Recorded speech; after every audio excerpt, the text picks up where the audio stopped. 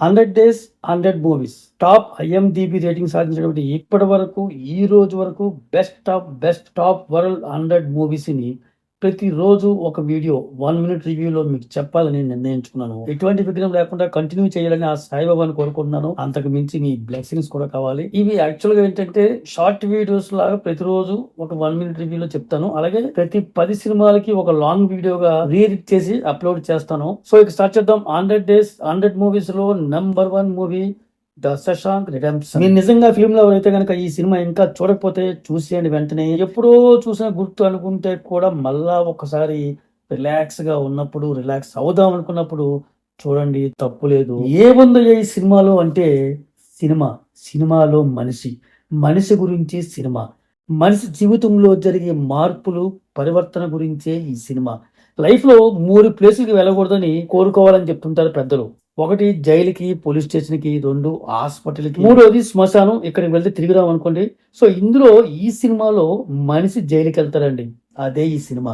ఈ సినిమా 1994 లో రిలీజ్ అయింది. ఈ రోజు వరకు టిల్ టుడే ఐఎండిబి రేటింగ్ లో నెంబర్ 1 గా ఉన్నటువంటి సినిమా అన్నమాట. ఇది 9.03 9.2 ఐఎండిబి రేటింగ్ ఉంది దీనికి. మొనగాడి సినిమా అనమాట. ఇప్పటికి కూడా దీన్ని బీట్ చేసే సినిమా ఏది రాలేదు నమ్మండి. ఏముంది అంతగా అని చెప్పేసి మీరు అడిగితే కనుక, సో వన్ లైన్ లో చెప్పాలంటే ఈ సినిమా గురించి, హీరో తన భార్య ఇంకొక ప్రియుడితో తప్పు చేస్తుండగా చూస్తాడు.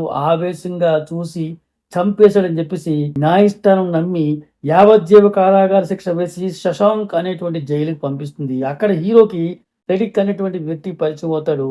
ఆయనే లెజెండరీ యాక్టర్ మోర్గన్ ఫ్రీమాన్. జైల్లో ఏ వస్తువు కావాలన్నా, ఏ పని కావాలన్నా సరే ఇతన్ని అప్రోచ్ అవ్వాల్సిందే. ప్రతి దానికి ఒక లెక్క ఉంటుంది, డబ్బుతో విలువ ఉంటుంది అనమాట. సో జైల్లో ఎన్నో సంవత్సరాలు ఉండాల్సి వస్తుంది.